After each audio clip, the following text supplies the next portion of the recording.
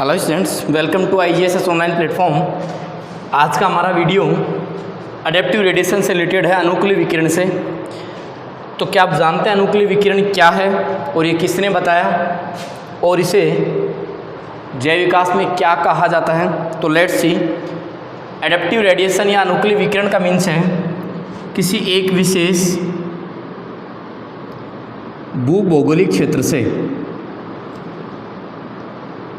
किसी एक विशेष भूभौगोलिक क्षेत्र से विभिन्न प्रजातियों का विकास, किसी एक विशेष भूभौगोलिक क्षेत्र से विभिन्न प्रजातियों का विकास एक बिंदु से शुरू होकर धीरे धीरे अन्य क्षेत्रों में फैल जाए। जैसे एक क्षेत्र हो गए, बी हो गए, सी हो गए, डी हो गया, तो उसे अनुकूली विकिरण कहेंगे। यानी एक विशेष भूभौगोलिक क्षेत्र है, ये भूभौगोलिक क्षेत्र है। इस भूभौगोलिक क्षेत्र में विभिन्न प्रजातियों के विकास का प्रक्रम इस एक बिंदु से शुरू है और धीरे धीरे इस अन्यत्र भौगोलिक क्षेत्रों में फैल गया, तो उसे अडेप्टिव रेडिएशन कहते हैं। अनदर नेम है इसका डाइवर्जेंट इवोल्यूशंस। डाइवर्जेंट इवोल्यूशंस क्यों कहते हैं अपसारी जैव विकास?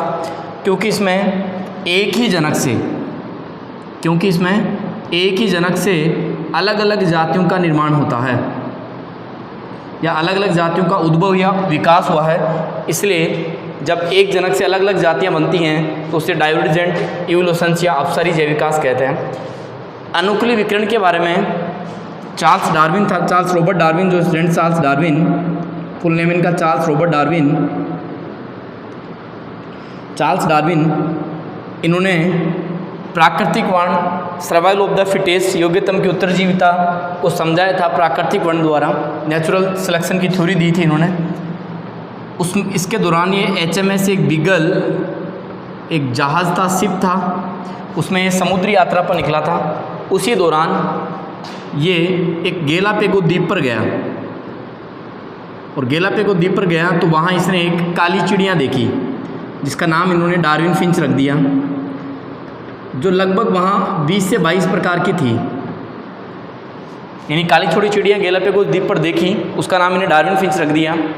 बाद में जब डार्विन फिंच के बारे में 20-22 प्रकार की डार्विन फिंच थी, पर उनकी सबकी चोंच में भिन्नता आती थी, उनकी बीक में वेरिएशंस थे। तो जब अध्ययन करने से पता चला कि वहाँ एक बीज बक्सी डार्विन फिंच थी पहले, उससे धीरे धीरे अन्य डार्विन फिंच बनी और गेलापागोस द्वीप पर अलग अलग क्षेत्रों में फैल गई, जिससे आज की अलग अलग प्रकार की 20 से 22 प्रकार की डार्विन फिंच बनी, जिनकी बीक में भिन्नता थी या वेरिएशंस थे।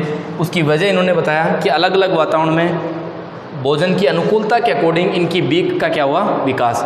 तो इसीलिए डार्विन फिंच अनुकूल विकिरण का एक अच्छा उदाहरण है, क्योंकि एक विशेष भूभौगोलिक क्षेत्र में विभिन्न प्रजातियों का विकास एक बिंदु से शुरू हुआ और धीरे धीरे अन्य भौगोलिक क्षेत्रों में फैल गया, तो उसे अपन अनुकूली विकिरण कहते हैं। अपसारी जैव विकास, डाइवर्जेंट इवोल्यूशन भी कहते हैं, बिकॉज एक जनक से जब अलग अलग प्रजातियों का उद्विकास होता है तो इसे अपन अपसारी जैव विकास कहते हैं। और अपसारी जैव विकास में एक जनक होता है, डिफरेंट प्रजातियाँ होती हैं। तो यहाँ डार्विन फिंच से क्या रिलेटेड है?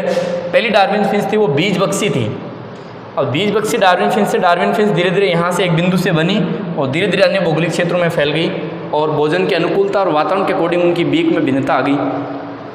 आपको डायग्राम में दिखाई दे रहा होगा, जैसा ये डायग्राम है, इसमें डिफरेंट टाइप की डार्विन फिंच दिखाई हुई हैं, जो अलग अलग प्रकार के भोजन एवं वातावरण की अनुकूलता के कारण आपको इनकी सबकी बीक में भिन्नता दिख रही होगी।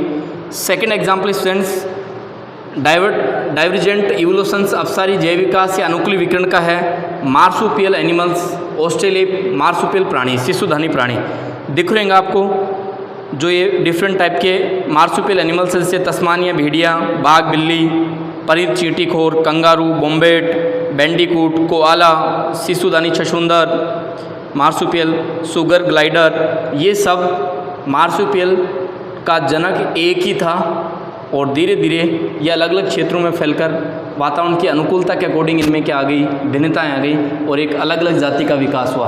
तो जब एक जनक से विभिन्न जातियों का विकास शुरू होता है और वो अलग अलग क्षेत्रों में फैल जाता है, तो उस क्षेत्र की अनुकूलता के अकॉर्डिंग अगर उनमें वेरिएशंस या भिन्नताएँ आ जाती हैं तो उससे डाइवर्जेंट इवोल्यूशंस या अपसारी जैव विकास कहते हैं। Thank you so much. आप हमारे चैनल को सब्सक्राइब कीजिए, लाइक कीजिए और कमेंट कीजिए और ज़्यादा से ज़्यादा शेयर कीजिए। Thank you so much.